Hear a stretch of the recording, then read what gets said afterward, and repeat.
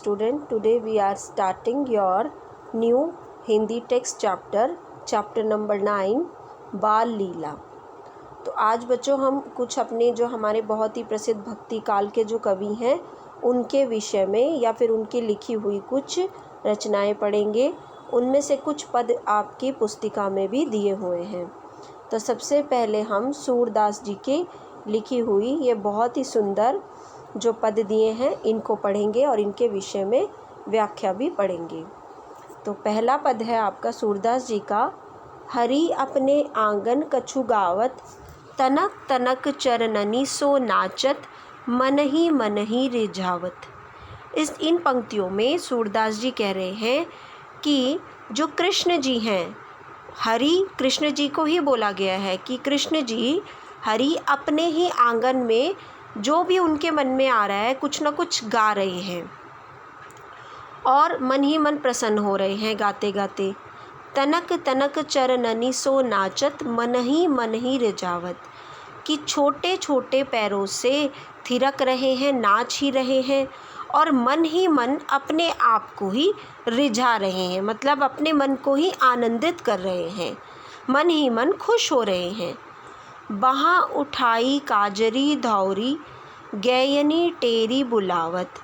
और कभी कभी हरि क्या कर रहे हैं, अपनी बाहों को उठाकर काले रंग की और गोरे रंग की जो गायें हैं उनको इशारे से बुला रहे हैं, अपनी बाहों को उठाते हैं और उनको पुकारते हैं।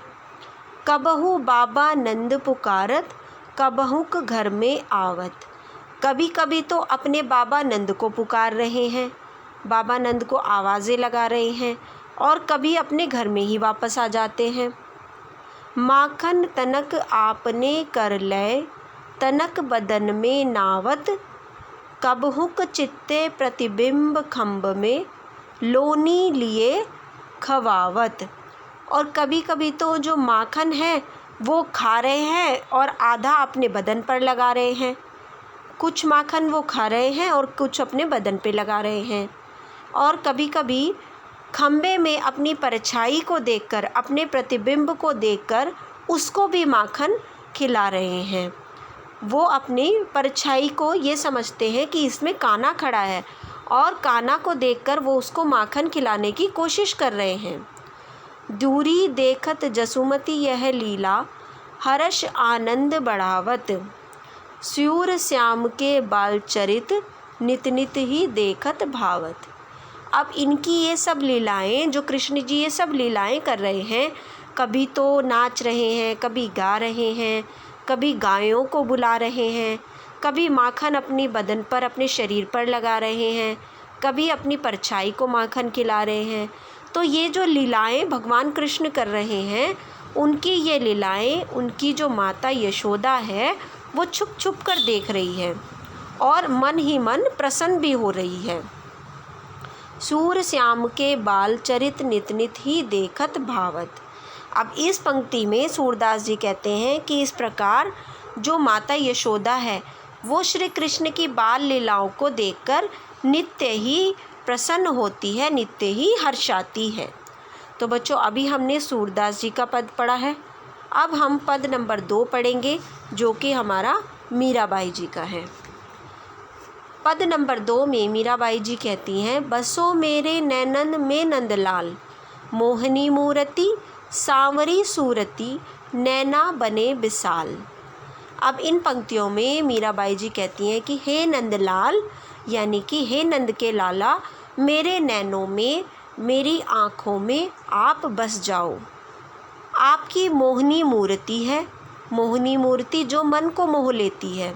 सांवरी सूरती है, यानी कि जो कान्हा जी हैं उनका जो रंग है वो सांवला है, कान्हा जी सांवले रंग के थे।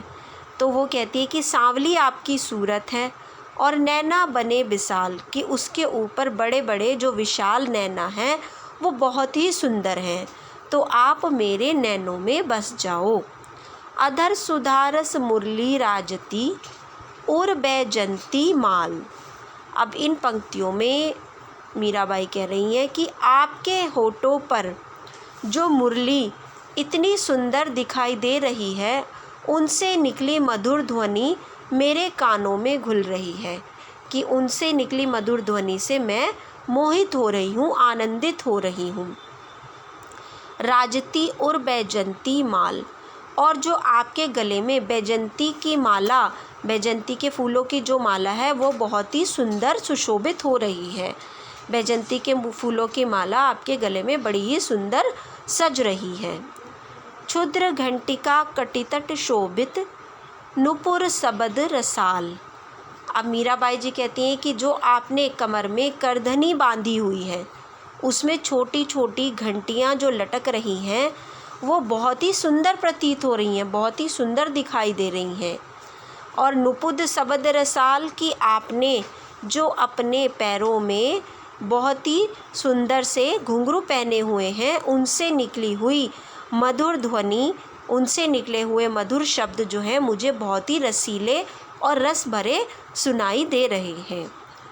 मीरा के प्रभु संतन सुखदाई, भगत बचल गोपाल। अंतिम पंक्ति में मीरा जी कहती हैं कि हे कान्हा जी, आप प्रभु जो हैं आप भक्तों के सुखदाई हो, भक्तों को सुख देने वाले हो और अपने भक्तों को प्यार करने वाले हो। आप मेरे नैनों में बस जाओ। आपकी जो छवि है बहुत ही अनुपम है, बहुत ही सुंदर है। तो हे प्रभु, आप जो सज्जनों को सुख देने वाले हो, भक्तों से प्यार करने वाले हो और अनुपम सुंदर हो, आप मेरे नेत्रों में, मेरे नैनों में बस जाओ। तो बच्चों, ये हमने मीराबाई जी का पद किया है। अब अंतिम पद जो आपका नंबर 3 पर दिया हुआ है वो है हमारा तुलसीदास जी का पद। तुलसीदास जी श्री राम जी के भक्त थे, वो राम जी की ही वंदना करते थे। तो आइए तुलसीदास जी का करते हैं अब हम। कबहू ससी मांगत आरी करे, कबहू प्रतिबिंब निहारी डरे।